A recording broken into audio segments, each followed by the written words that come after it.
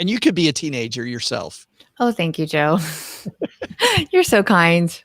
I'm back in New York City. You didn't notice. You didn't comment. I'm back in the kitchen. As you know, we've had 70 things going on. We're starting this later than we started. Yeah, I know. You've been working on your nap time. Yes. You've been working on your badminton game, brushing up the croquet. We're starting this earlier than we originally planned, but half an hour later than we wanted to. That's okay. We're being fashionably late today, right? It's fashionably early late. We're like half an hour earlier than original and half an hour later than replanned. Yeah, I'll just do this to you publicly. I was going to suggest we start taping even earlier in the summer so we can get out and do fun things. I'd love to do socially distance fun things. Once I figure out, Bobby, where I'm going to live, then we can. Oh, then we can do that. I don't know where I live. I show up in different locations. By the way, Maine is so in the continuing story of Maine is beautiful. In the continuing story that that short-term job in Maine might still be happening. So we'll see. If my son were to be attending camp, it would be in Maine. Maine is a beautiful state. We do enjoy going there every year for visiting day, but we won't be doing that this year. No, we won't. We'd only be there, I think, for 4 months, but that'd be great. I mean, and leave at the end of November when it's only negative. You'll be there at the perfect time. It's a beautiful state. I highly encourage people when we start traveling again to go to Maine. To go to Bahaba. Yeah. Bahaba. It's nice. I did a bicycling trip there. I did a trip. I forget who runs it. Backroads. I did a backroads trip there in Maine once. It's really lovely. It's great. Beautiful inns. I should have been a linguistics person because I just love regional accents. Like I really love when I was in South Carolina, the difference between, people talk about like a Southern accent, or we call it a Yooper accent. A lot of people don't even know what a Yooper is. I don't know what a Yooper is. A Yooper is somebody who lives in the UP of Michigan, the Upper Peninsula, and we call them Yoopers. Yoopers are people that live in the Upper Peninsula. Yoopers. I never know that. But the Canadian accent, and then I find that Maine accent, and just as you go down the Eastern Seaboard, just the different way people talk, I think it's fascinating. It is just absolutely fascinating, and people take it the wrong way because they think that I'm somehow making fun of them. I don't know how I would do that, but it is really fascinating just to see around this country of ours how people we're all very so much more the same than we think we are, right? Maybe a good day to talk about this or not talk about this, but I have no accent. That's all I can say. You have none. We all have accents. You've zero. Did you, as part of your media training though, did you have to go through some of that linguistic stuff to find that Center America thing that a lot of people, as you know, a lot of on-air talent has had to do? I did not. I just have never really had any big accent. I grew up in northern New Jersey. I don't think we have big accents there. Maybe people do. But I think that's more southern New Jersey, Philadelphia. Because when I went to college in Philadelphia, and I think there's a definite different sound there. But that's not what I focused on. See, Ron's originally from Michigan, and he's got the Yooper down right there. You betcha. Okay, there. All right, there, Bobby. Let's get this thing going. Okay. Okay. It's fantastic. That's like the movie Fargo. Fargo, yes. See, I identify accents by the movie. There you Fargo go. Accent. The fact that you know Fargo is amazing to me. But nice job. I love that movie. Is that your friend there in the wood chipper? Gosh. Yeah, horrible. All right, let's talk about some other stuff. Let's talk about, guys. We're going to talk about today. Should you be allowed to invest in whatever you want in your 401k plan? That's going to be a big question. Well, one thing specifically, but yeah. Yes. Well, I think there is that broader question though. Should you be able to be? There actually is. I think let's talk about that during the show. Let's hold that thought. That is an awesome thing that we should be talking about because we'll save it for the show. Let's chat, Bobby. All right. Yes. I'm recording. This is the show for tomorrow, June 5th. Let's do it. Should investors be encouraged to invest in private equity funds in their retirement plans? There are some big warnings you need to know before you jump in. It is Saturday, June 6th, and this is Money with Friends. Welcome to the Money with Friends podcast. I am certified financial planner, Bobby Rebell, host of the Financial Grown Up Podcast, coming to you from my very grown up kitchen in New York City. And coming to you from outside Detroit, Michigan, where we make the Stacky Benjamin Show, I'm Joe Saul-Sehy. This is the Money News Show that includes commentary on recent headlines and stories with thought leaders from across the financial landscape. We break those stories down into what matters to you, our friends, and we leave you with a takeaway to make it your own. Today's show is brought to you by Tiller Money, your financial life in Google Sheets, automatically updated each day. It's the most flexible way to track your finances in one place. So it is either Google Sheets, by the way, or you can also use Microsoft Excel to decide if you like it or not. Do it for free. And then if you decide you like it, use our link, tillerhq.com/MWF. And Bobby, they will give you 10% off your annual subscription. So big thanks to Tiller Money and congratulations to everybody who used our link, because that also helps the show, tillerhq.com/MWF. Big day today in investing land, or lately this week. You know, there's a lot going on, Bobby, in the world. Paula and I talked about it over the last couple days. You and I are going to talk about something that's kind of been a little inside baseball while attention's been elsewhere. And that is this idea that there might be new stuff coming to your 401k plan. And I love that you say this is insider baseball, or what, I don't know what the right term is. You guys know I'm not a sports person, but the point is this should be a mainstream conversation because it affects pretty much everyone who's ever had a 401k plan or an IRA. We'll get into why I'm saying that. Yeah, we'll stop foreshadowing now. We'll get into it. Let's see which one of our friends is going to help us kick off today's show. All right, today's piece is from Investment News, which, you know, we talk insider baseball. This is actually a website where financial advisors, financial planners, it's what they call an industry rag for inside baseball, finance people. But I always find it fascinating to hang out there. I also find it fascinating, Bobby, to talk about this this site a fair amount, because I often, when I was a financial planner, I saw people inside financial, you know, inside Wall Street, people that manage money, talking about completely different stuff than Main Street's talking about. And I think the more we can bridge that, we're all in the same conversation, the better we are. But this is written by, who is it written by? Mark Schaaf Jr. Department of Labor encourages the use of private equity funds in retirement plans. The Department of Labor on Wednesday assured retirement plan providers they can include private securities in funds that they offer to their individual account participants. In an information letter responding to a question from Pantheon Ventures, the Department of Labor said the firm can offer private equity investments as part of a multi-asset, target date, target risk, or balanced fund. A plan administrator would not violate the fiduciary requirements of federal retirement law solely because a fiduciary offers a professionally managed asset allocation fund with a private equity component, the letter said. The Department of Labor said that encouraging the prudent use of private equity would help boost retirement account diversification and performance in defined contribution plans. Defined benefit retirement plans already can utilize private equity.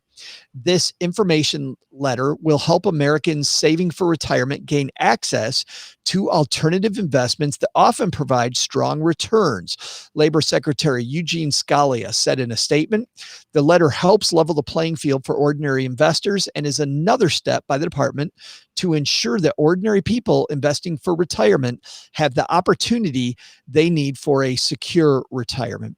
Allowing ordinary retirement investors to access private securities markets has been a priority for Securities and Exchange Commissioner Chairman Jay Clayton, who endorses the Department of Labor's move with the statement contained in the DOL's press release. Anya Coverman, Senior Vice President and General Counsel at the Institute for Portfolio Alternatives, welcomes the DOL's guidance. It's a big step toward giving plan participants access to the same range of investment tools and portfolio diversification that's traditionally been used successfully by defined benefit plans. Investor advocates blanched at the DOL's effort to ease private equity into retirement accounts, citing the opaque nature of unregistered securities. The last thing the Department of Labor and Securities and Exchange Commission should be doing is directing more investment money from transparent public markets to high-risk, dark private markets, said Dennis Kelleher, chief executive at Better Markets.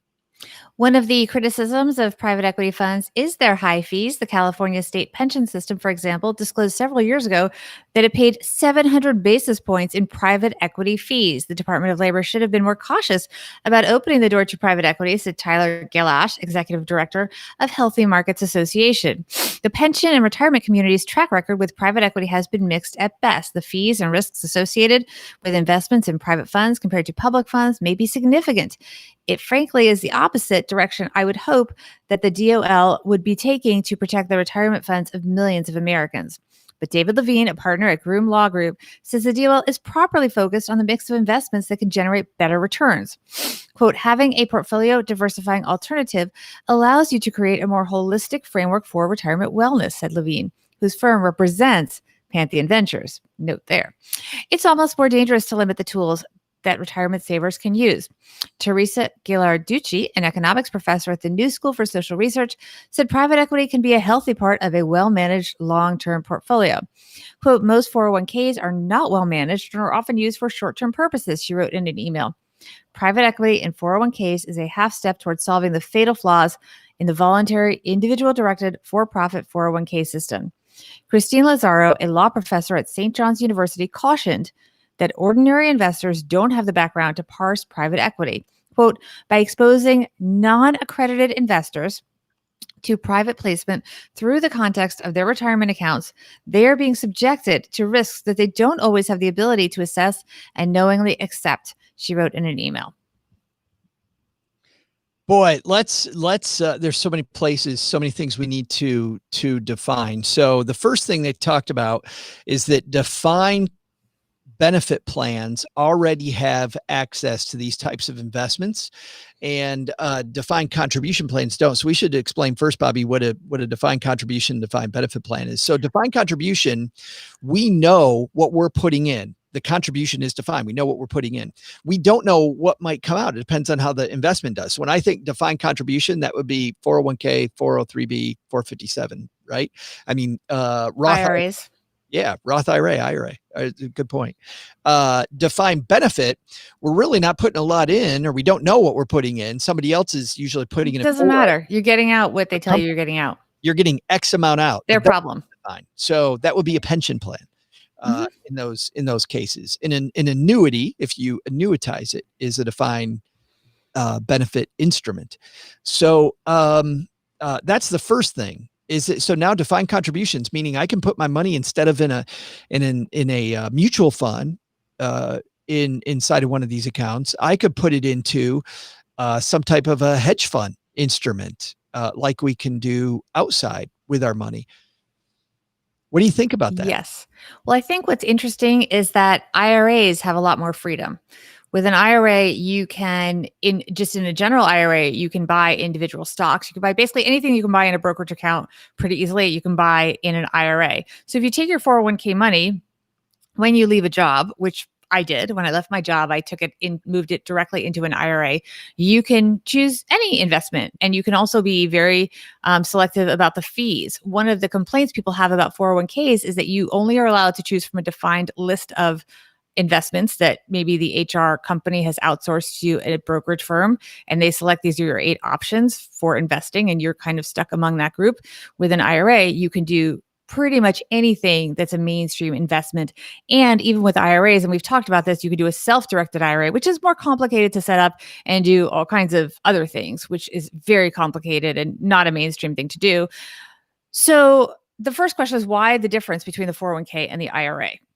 Why are they so different?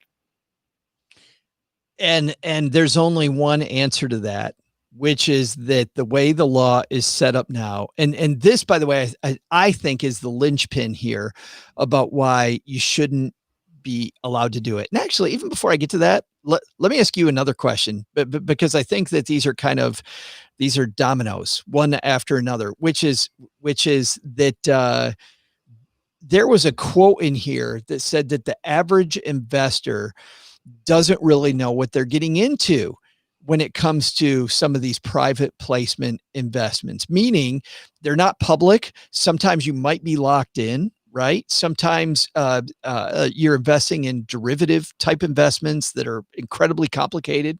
Does the average investor have the tools to be able to evaluate the risk versus reward of these investments? Do you think so? I'll do you one better. Does the average investor even understand at all what they're choosing? I think there's a lot of randomness going on in the 401ks. I don't think they're getting advice at all. I think that they have the tools if they're motivated to learn, but I think most people, it's a check the box thing. I know with one young person I advised, I said to pick the S&P, basically something that mirrored an index fund just to get started.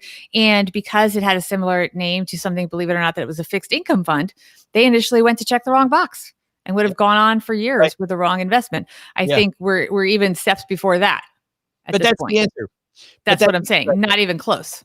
I think that the answer is no. The average No, person does not have the tools to be able to know. And maybe they do have the tools. I mean, they have they don't know Google. what they don't even know. They That's don't know what that's they the biggest problem. They don't know what they don't know. They hear that wealthy people do this and oh, that's a great thing. That said, I don't know that as I understand it, the question is should they be encouraging it? I do believe it might already be, maybe I misunderstand this. I think they're already included. It's a question of encouraging also yes, the right. debate that they can be included now if I understand what this ruling was. It sounds like Or a I don't know the cookie proper for legal terms. It's a yeah. question of, and now we're encouraging it. Is it diversifying? Sure, but so is a lot of investments that only accredited investors can participate in, and there's a reason you need to be accredited for those. I mean, we could all diversify into all kinds of crazy things if we are accredited investors. That doesn't mean that the average person should be doing that. I remember a talk Chris Hogan gave once talking about he was talking about how people have and I think it was in his latest book where he talked about people already have the tools. It isn't that we need more tools. You can get there with an exchange traded fund that mimics the basic markets. You do not need more comprehensive tools to get where you want to go. So I think investors don't have the ability to ask the right questions. I think that they don't have that they have the tools that they need without the complexity. I don't think they need it. But I also think, Bobby, that Big Brother telling me what I can and can't do really makes me angry, right? Yeah, and here's another issue is that we go by because again, most people don't have the motivation or even know that they should go beyond this. And I've certainly been guilty of it myself. A fund in your 401k may be labeled as having one mission, but in fact, their paperwork will say that if they feel it's a better investment, they can go in a different direction. We did a story about this a few weeks ago where something may be labeled in one way, but in fact, they are not actually investing the way that their name gives you the impression they're investing. So you really have to read the statements and all of the Yeah. paperwork. The prospectus is the word I was looking for when you invest in a fund and understand what you're investing in. And the truth is most of us are just not going to do that. No, and it's So, well, and I think you're referring to the meltdown we saw recently in the oil sector, right? yes, that's what it was. Yes. Yeah, where the biggest ETF in oil needs to invest in these futures contracts, and their prospectus says they can't, and it's exactly what they do. So, so it's incredibly confusing. Yeah. I mean, then the question is, should people look? We can do an individual stock in an IRA. Why can't we do that in a 401k? I don't know. I don't know. I don't think it's a good idea necessarily. I'm just saying why, if we want freedom to do certain things, why is it still being edited? Here's the The issue. list of options. Here's what I think the issue is about a 401k versus an IRA. Doing it in an IRA, fine, have at it. Doing it in a 401k, the way that 401ks law works, I mean, we have seen so many lawsuits against 401ks. Why? Because the administrators or your company did not give you the tools to adequately understand the investment. And the fact that your employer can be held accountable when this stuff screws up, that's where I think this whole thing blows up. I think that I think, yeah, hey, if you want to blow yourself up, that's fine. But if I'm the employer and I can be held accountable because you blew yourself up and then you decide to sue me for that, no, I don't want anything to do with that. Like I want nothing to do with that investment.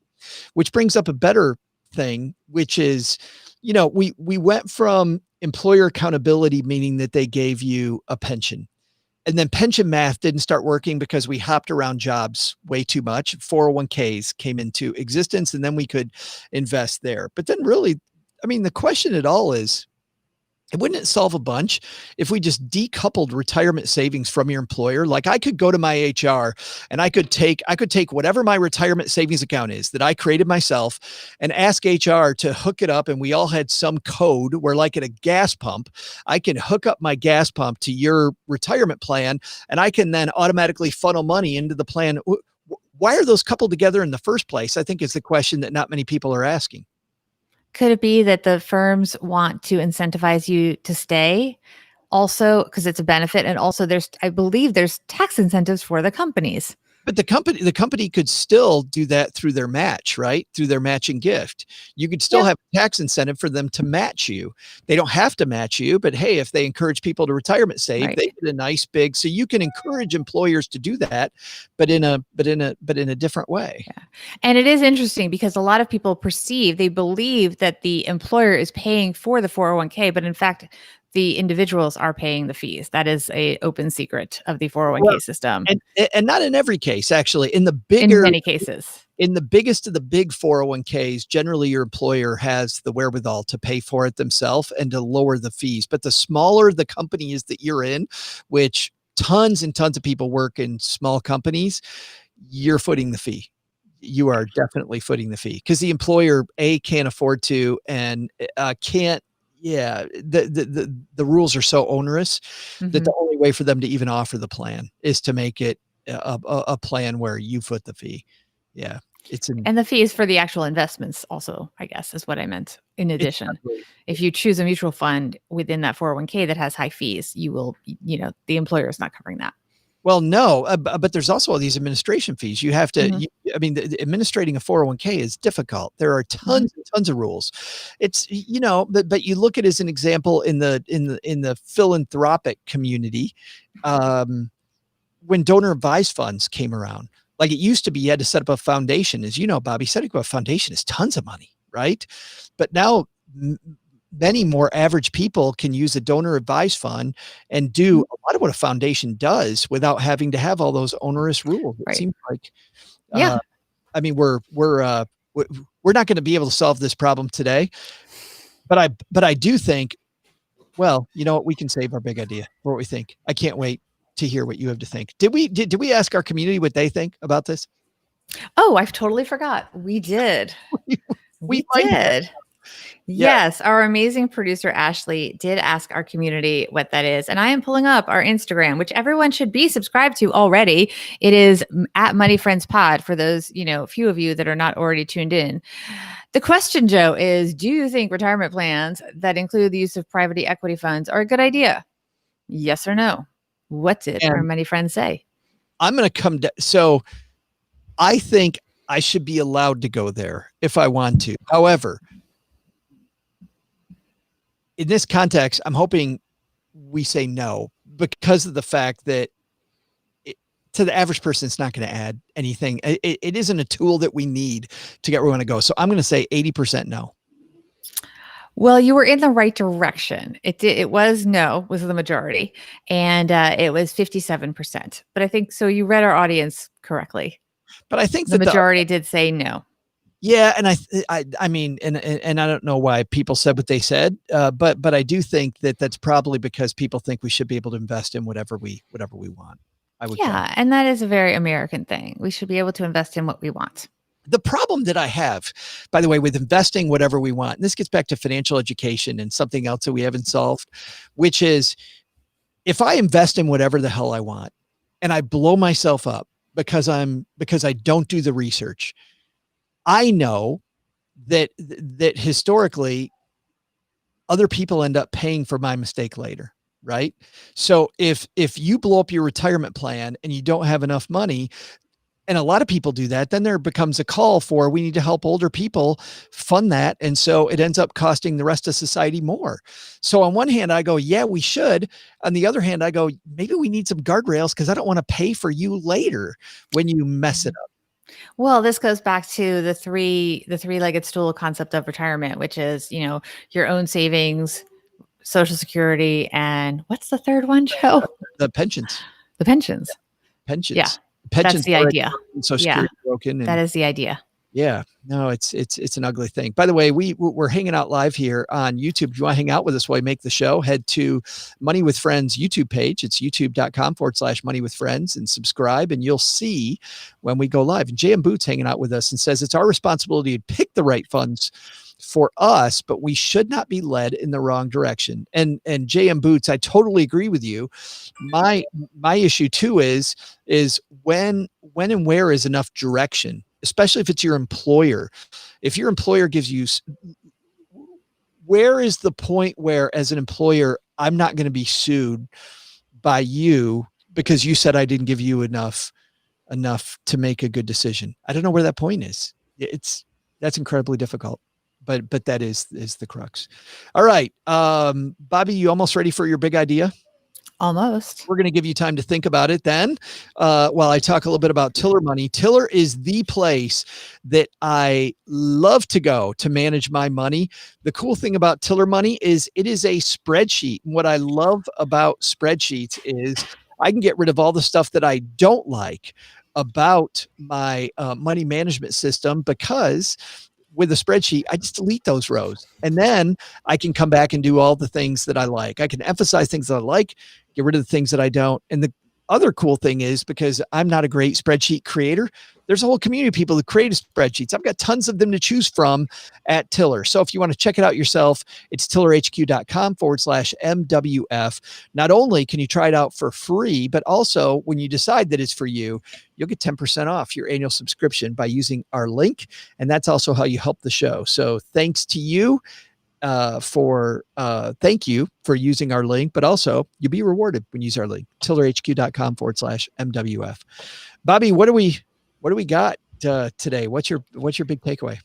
Joe, I think that I like the idea of having more options and more investment tools. And the truth is, right now, because we have so much information available on the internet, if you want to put in the time to educate yourself about different things, you can. And you can become a very smart, savvy investor and make the best choice for you. The truth is, we don't do that.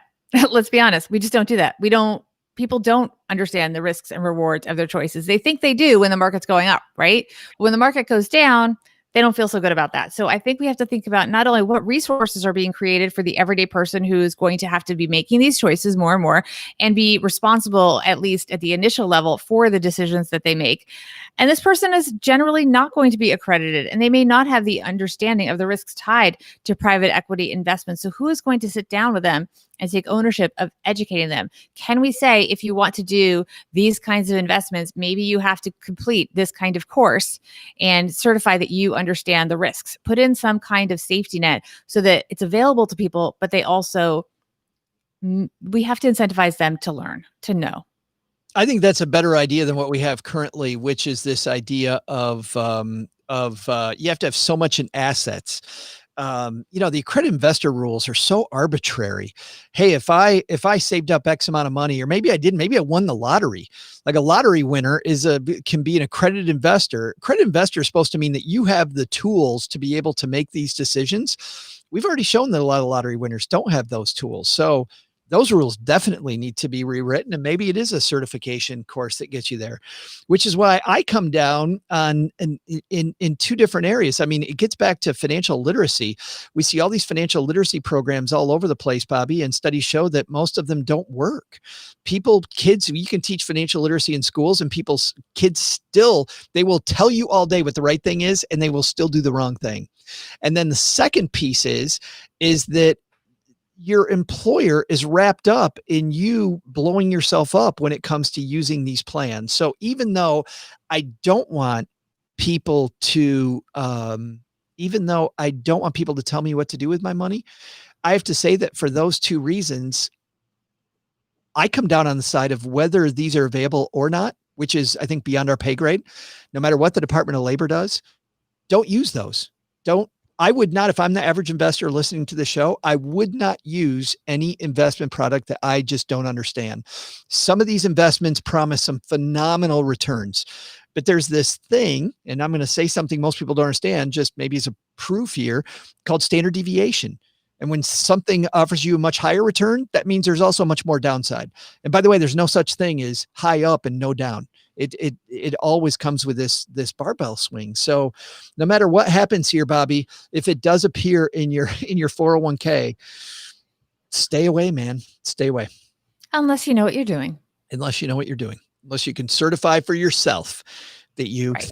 But look, yeah, I do. I like the idea of having some kind of a qualification instead of a money line, which, as you point out, is arbitrary. Why not just say, if you want to invest in these investments, take a little course, weekend course, make the companies offer it for free, and let people educate themselves and say, if you take this, you can invest with hedge funds or whatever. What's interesting about that, and the show's already gone on long, but I am a little curious, and I think it's a good discussion, and for today, a short one. I'm sure you learned a lot getting your CFP. You learn So a lot much. through that certification. Oh yeah, it was 4 months of nonstop information overload. I was not a fun person to be around. I remember. I learned a lot. Well, I remember another test, the Series 7 that I had to take, or some of the insurance tests I had to take. I learned so much about how the systems work by having to pass those tests. Mhm. I learned a ton. I Yeah. didn't use, but I also learned several things that I still use today just from having to pass that test. So that's an interesting concept. I'm glad you and I Everyone go study. we solved everything today, Bobby. Saved all the problems of the world. Right. You already mentioned where people get this on Instagram. Tomorrow we don't have a show, but on Monday, man, we've got another good one. We've got graduates having the weirdest graduation ceremonies ever, having hopefully unique graduation ceremonies. We're going to talk about lessons for the class of 220 from the class of 2008. That's coming up on Monday. We'll see you back here then at Money with Friends. Bye-bye. We were probably really long. Oh my God, was that great? We were long. How long? Oh my gosh. That was fantastic, though. That was fantastic. I really do care about that issue. I think there's a lot of problems, but anyway. Absolutely fantastic. I don't care how long it is. If Showing off our nerdiness. Guys, if we can have those discussions every show, I'm happy to have long shows. All right. Are we going to go bye-bye and come right back on? You guys stay with us, okay? Yeah, we're going to come right back. We just have to reset the YouTube. YouTube makes us put a different